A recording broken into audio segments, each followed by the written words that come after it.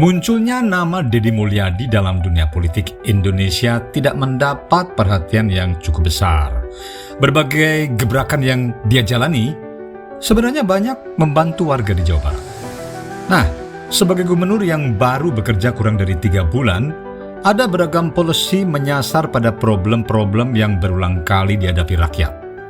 Namun, nama Deddy Mulyadi hanya tenar, ya sebatas bagi warga Jawa Barat saja, tidak menjadi pemberitaan nasional. Ini berbeda sewaktu munculnya nama Jokowi. Nah, apakah faktor partai politik yang membedakan ketenaran keduanya? Apakah Deddy Mulyadi justru dianggap sebagai ancaman bagi masa depan nama Prabowo? Apakah media melihatnya Deddy hanya mengulang yang dilakukan Jokowi? Atau rakyat Indonesia trauma dengan pemimpin yang memanfaatkan mereka demi kepentingan politik semata sehingga Deddy Mulyadi dianggap sebagai Jokowi jilid 2?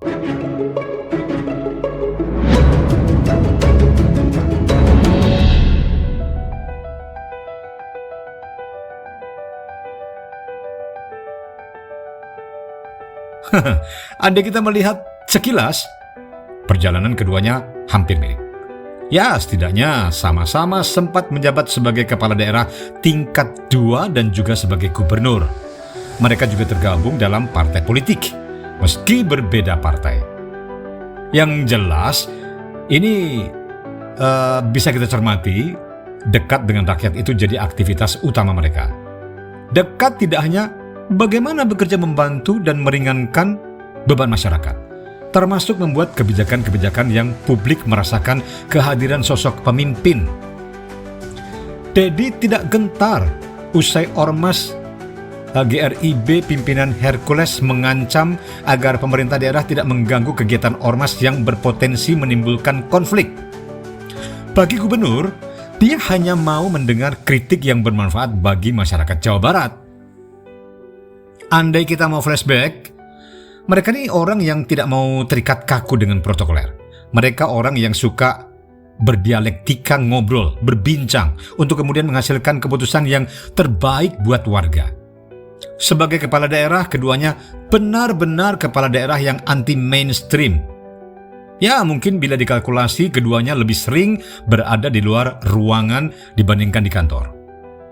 Tapi mayoritas rakyat Indonesia terhenyak ketika tiba-tiba MK memutuskan mengubah syarat pencalonan capres-cawapres. Disusul dengan deklarasi Gibran sebagai calon pendamping Prabowo dalam Pilpres.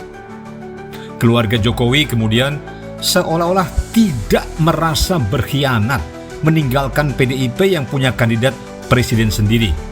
Sejak saat itu, kita tidak lagi pernah melihat Jokowi bertemu elit-elit PDIP.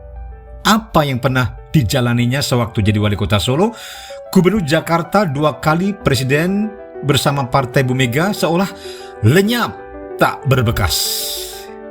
Jokowi kemudian berbalik, berdekatan, berjalan beriringan, berkali-kali ketemu dengan kompetitor di Pilpres 2014 dan 2019.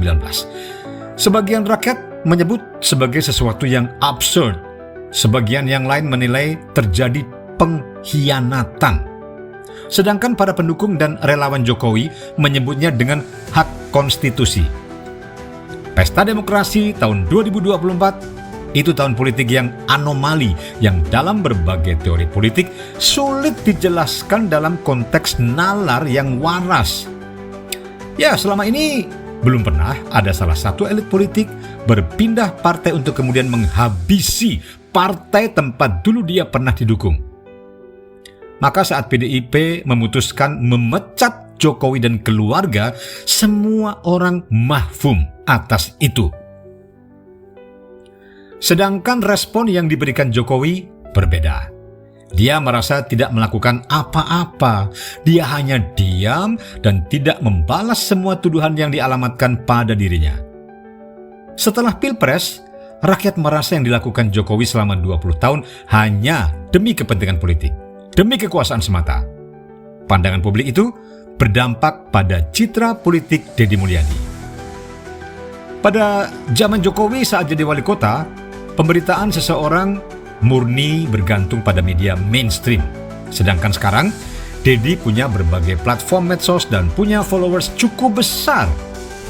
Jokowi mulai diperhatikan oleh DPP PDIP usai masuk dalam 10 wali kota berprestasi versi majalah Tempo tahun 2008. Ada beberapa kebijakan di tingkat daerah turut mendapatkan penghargaan dari pemerintah pusat. Nah, adakah perjalanan politik Deddy Mulyadi bakal semulus Jokowi? Entahlah. Ada sebagian warga yang melihat Deddy mencoba mengulangi kesuksesan Jokowi. Tapi, sebagian lain menganggap Deddy berbeda dengan Jokowi. Bila dilihat daerah yang pernah dipimpin maupun karakter masyarakatnya, ada satu sisi yang berbeda, utamanya pada masa keduanya sebagai gubernur. Jokowi tidak begitu terbebani memimpin provinsi di ibu kota, sebab apa? Ditopang dengan APBD terbesar di Indonesia. Sementara Deddy Mulyadi memimpin Jawa Barat dengan 27 kabupaten kota. Selain luasan wilayah, kondisi geografis, karakter masyarakat yang berbeda bakal membuat Deddy bekerja dengan lebih keras lagi. Belum lagi APBD yang tidak sebesar Jakarta. Hanya dalam jangka waktu kurang 100 hari, berbagai kebijakan sudah ditetapkan Gubernur Jawa Barat. Membebaskan tunggakan pajak kendaraan bermotor, mengembalikan kawasan Puncak Bogor sesuai fungsinya, kemudian melarang penyelenggaraan study tour dan wisuda untuk jenjang TK hingga SMA, dan akan mengirim anak bandel untuk masuk barak militer dan polisi. Dalam rekam jejak berpolitik, Jokowi hanya menjalani kehidupan politisi di ranah eksekutif, kepala daerah, dan presiden. Sementara Kang Demul 2 periode jadi bupati, sekali anggota DPRD Purwakarta, 1 periode anggota DPR, dan sekarang ini menjadi gubernur. Ya, meski terdaftar sebagai kader, Jokowi tak pernah sekalipun menjabat struktural partai. Sementara Deddy Mulyadi pernah jadi ketua DPRD Golkar Jawa Barat. Pria yang sering memakai ikat kepala khas Sunda, mengalihkan berbagai fasilitas pribadi sebagai gubernur, memangkas biaya perjalanan dinas dalam dan luar negeri, tidak melakukan pengadaan mobil dinas baru, menghapus anggaran pengadaan baju dinas gubernur. Di berbagai platform medsos, nama Deddy menjadi pusat perhatian.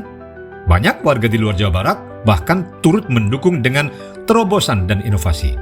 Sekarang pertanyaannya, Gerindra sama sekali tidak memanfaatkan posisi media daring Deddy demi menaikkan citra partai. Nah, apakah ada kekhawatiran bila DPP nge-push pemberitaan mengangkat keberhasilan Deddy akan mengancam eksistensi Prabowo pada kontestasi 2029?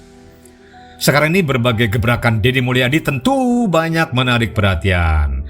Mulai pembongkaran tempat wisata di kawasan Puncak, pembongkaran hunian liar di Bekasi, hingga pembebasan tunggakan pajak kendaraan bermotor. Dalam tata kelola keuangan, penerapan efisiensi yang dicanangkan Presiden diterapkan secara berbeda oleh Gubernur Jawa Barat. Apabila Prabowo memotong banyak anggaran kementerian, Deddy tidak melakukannya. Semua anggaran OPD atau organisasi perangkat daerah dia evaluasi. Efisiensi bukan asal memangkas, tapi mengalihkan dari anggaran yang tidak penting menjadi belanja yang lebih bermanfaat bagi rakyat.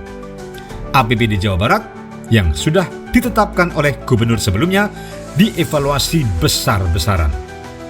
Terdapat realokasi anggaran yang menyasar pada kebutuhan rakyat. Ya, kader Gerindra itu melipat gandakan anggaran program yang dirasa benar-benar dibutuhkan masyarakat. Pembangunan ruang kelas baru yang semula hanya dapat 60 miliar rupiah ditambah jadi 1,2 triliun rupiah.